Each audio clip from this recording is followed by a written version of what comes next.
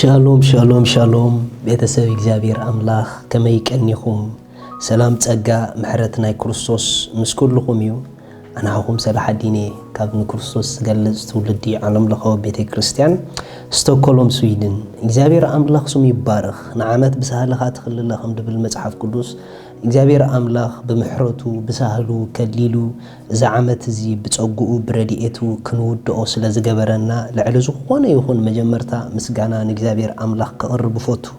ምኽንያቱ ኣሕዋት እግዚአብሔር አምላኽ እንተዘይረዲእካ ምሕረቱ እንተዘይብዝሒልካ ጸጉኡ እንተዘይብዝሒልካ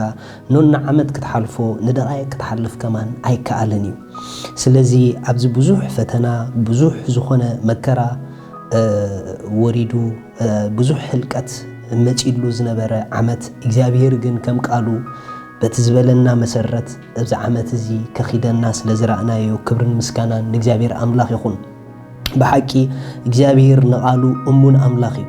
ንቃሉ ድማ ከም ዝፍጸም ዝገብር ከዓ እግዚአብሔር ባዕሉ እዩ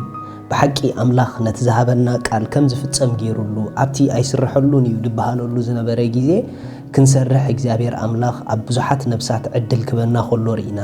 ኣብ ስቶክሆልም ጥራሕ ደይኮነ ካብ ስቶክሆልም ወፃኢ በዓል ሎንደን በዓል ዓዲ ጣልያን ካልኦትን እግዚአብሔር አምላኽ ብዘገርም መንገዲ ኣብኡ እውን ክንዓይ ሰባት ክበና ኸሎ ርኢናዮ ማለት እዩ ስለዚ በሐቂ እግዚአብሔር ከም ቃሉ ዕድል እንዳኸፈተ ነቲ ዝሃበና ቃል ድፈጸመና ስሙ ዝተባረኸ ይኹን ስለዚ እዚ ዓመት እዚኣ እግዚአብሔር አምላኽ ስለቲ ዘይውዳእ ምሕረቱን ጸጉኡን ክብርን ምስጋናን በናዝሬቱ በኢየሱስ ክርስቶስ ስም ንእግዚአብሔር አምላኽ ይኹን ክብርና አምላኽ ይኹን ሕጂ እውን ከምኡ ናብ ዝመጽእ ዘሎ 2021 ክንኣቱ ዝተወሰነ ሰዓታት ይተሪፉና ዘሎ እግዚአብሔር አምላኽ ስሙ ዝተባረኸ ይኹን 2021 ድማ ልክዕ ከምቲ ኩሉ ጊዜ ነብስ ወከፍ ዓመታት እግዚአብሔር ብዝሃበና ድምፂ ቃል ከምናኣትወን ን2021 ድማ እግዚአብሔር አምላኽ ዝሃበና ቃል በዚ መገዲ ዝሎሚ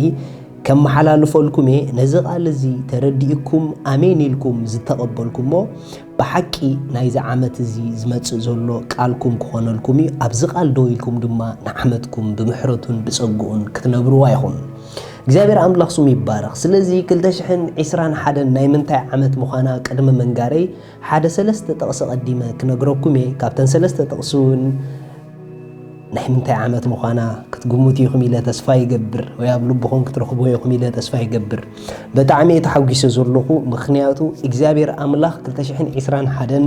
ንዓና ናይ ምንታይ ዓመት ምዃና ጎይታ ዝሃበኒ ቃል ኣሎ ብርግጽ ከዓ ጎይታ ዝሃበኒ ቃል እዩ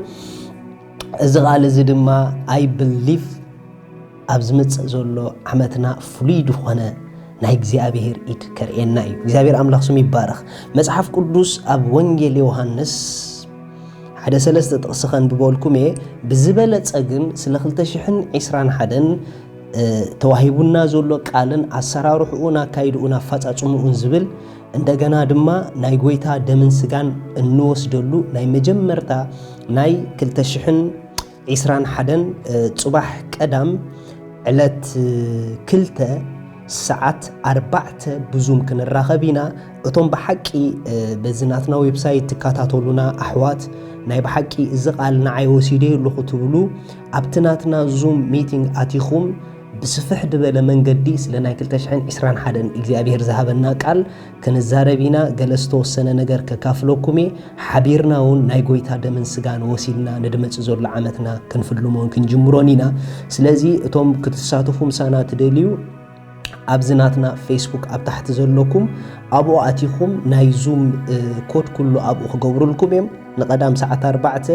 ኣብ ገዛኹም ተዳሊኹም ደምን ስጋን ጎይታ እንወስደሉ ስለ ዝኾነ እሱ ናዳሊኹም እንተ ተጸቢኹምና ጽቡቕ ክኸውን ማለት እዩ እግዚአብሔር አምላኽ ይባረኽኩም ወንጌል ዮሐንስ ምዕራፍ 16 ካብ ጥቕሲ 7 ሰለስተ ጥቕሲ ከንብበልኩም ጥራሕ ከንብበልኩም ግናኸ እንተ ኸድኩ ከም ዝሕሸኩም ሓቂ ነግረኩም ኣለኹ ኣነ እንተ ዘይከድኩስ እቲ መጻናንዒ ናባኻትኩም ኣይመጽን እዩ እሞ انت خدكو جن نعو كسدلكم إيه نسو مسمت أخاء نعلم بزعبا حتياتن بزعبا صدقن بزعبا فردن كرت عيو بزعبا حتيات بأي سلزي آمنو بزعبا صدقين نابو يخيد سلزلوخو أمو دقيم أي تريئنن بزعبا فرد خاء نغزائي إذا علم زياء سلا التفردو زنقركم بزوح كالق زربا جنا اللوني جنا حجي كتسرو أي تخولون إخم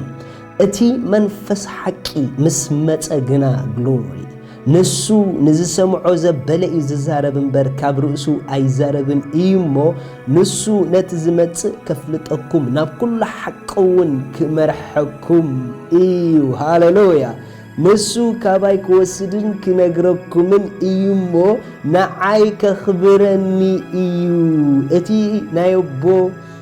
زبلو كلنا تيسل زخوني كاباي وسيدو كنغركم يزبل زلخو كبرنا أملاخ يخون هاليلويا كلاي تقصخن ببولكم يجابير أملاخ سمي بارخ واو كلاي تقصي أب وانجيل يوحنس معرف شوعته أوه يسوس هاليلويا تقصي سلاسان شوعتن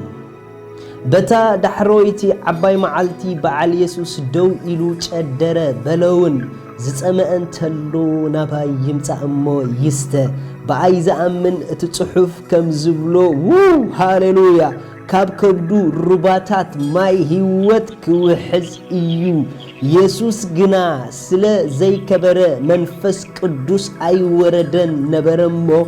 إزي بزعباتي اتم بؤو زعمنو كقبلو زلوهم منفسيو التزاربه كبرنا أملاخ هاليلويا سالساي تقصخن ببولكم يا هاليلويا قبرها واريات معرف حدا تقصيشهم مونته منفس قدوس ناباخاتكم مس زورد جنا حيل ختقبلو أب يروساليمن أب كل يهودان أب سماريان كسع وسن مدري مسكر كتكونني إخوم بلوم أب زن سلسة معرف زنبوب كلكم ناي حدا سم كتكست أنيحيو سلازي كلتشحن عسران حدا نعانا ناي منفس قدوس عمتنايو هاليلويا كبرنا أملاخ كلتشحن عسران حدا ناي منفس قدوس عمت كخوني هاليلويا منفس قدوس زنقرن انت دا الله خوينو اكزابير نخلتشحن عسران حدا نعنا زبلنا نقر انت دا الله خوينو كلتشحن عسران حدا ناي منفس قدوس عمتنا ايو كبري وو هاليلويا كبرلو قويتا سلازي أكاديمينا زولو عامت it is the year of the Holy Spirit you إجابير أملاخ سمي يبارخ أبزولوكم منزقال تسمعو زولوكم سلازقالنا أملاخ أمسجنو عللو زمرو سلازي قالنا تبخبوكم أب كلتشحن عسران حدا منفس قدوس كابز جبرو بزبلت أسفحجن أبنا يزوم برنامج كقلت لكم كبرنا أملاخ هاليلويا قالوا ذهبنا إجابير سمو يبارخ هاليلويا قدامي مس منفس قدوس كاب زنبرنا حبرت نلعلي طبق زخونه حبرت نقبرو له عمد كخونه لنايو كالاي أب حسابون كبرون هلون نؤن فتسيمنا نتحللون نسورلون عمد كخونه لنايو سالساي كابز زتلعل بحرنا كاركترنا بحسب منفس قدوس تقانيو أب هيوتنا فرا منفس زبزحلو عمد كخونه لنايو اتسراح بعنا يخجمر بخونتاتنا يكونن رابعاي بحسابو فقادو نمرحلون نسقملون عمد كخونه لنايو حمشاي منفس قدوس أسرار حقوق أب هيوتنا زبزحلو عمد كخونه لنايو كلتشحن عسران حدن دنكي ناي منفس قدوس عمتيا منفس قدوس ንዕኡ ዝነበረና ኮንሽስነስ ምስ መንፈስ ቅዱስ ዝነበረና ፍልጠት ምስ መንፈስ ቅዱስ ዝነበረና ሕብረት ካብ ማንም ዓመት ንላዕሊ እዚ ዓመት እዚ ፍሉይ ክኾነልና እዩ ንሕና ድማ ንስረሐሉ ባህሪና ንቕየረሉ ካብቲ ዝሓለፈ ዓመት ንላዕሊ እዚ ዓመት እዚ ክኸውን እዩ ምኽንያቱ ናይ ክርስቶስ ባህሪ ለቢስና ናይ መንፈሱ ፍረ ዝበዝሐልና ዓመት ክኸውን እዩ ንሕና ከይተለወጥና ድልወጥ ኩነታት ስለዘየለ ናይ ኣምላኽ መንፈስ በኣና ስሩሑ ድጅምረሉ ዓመት ክኾነልና እዩ ስለዚህ ኩልኩም ነዚ ቃል እዚ ትሰምዑ እንቋዕ ሓጎሰኩም ንቤተ ክርስቲያን CRG እንቋዕ ሓጎሰኩም ከምኡውን ነቶም ኣብናትና ቻነል እንዳኣተኹም ነዝናትና ፕሮግራማት ተኽተልዎ እንቋዕ ሓጎሰኩም ንኹልኩም በሓባር እንቋዕ ሓጎሰኩም እግዚአብሔር ኣምላኽ 2021 ናይ መንፈስ ቅዱስ ዓመት ገይሩልና ኣሎ እግዚአብሔር ኣምላኽ ዝሃበና ቃል ድማ ንኣምኖ ኢና ኣብቲ ቃል ደው ኢልና ድማ ኣሰራርሓ ድንቅ ዝኾነ ናይ መንፈስ ቅዱስ ኣብ ህይወትና ንሪኤሉ ዓመት ክኾነልና እዩ ኣምላኽ ሰማይ ይባርኽኩም ቀዳም የራኽበና ቀዳም ናይ 2021 ናይ መጀመርታ መዓልቲ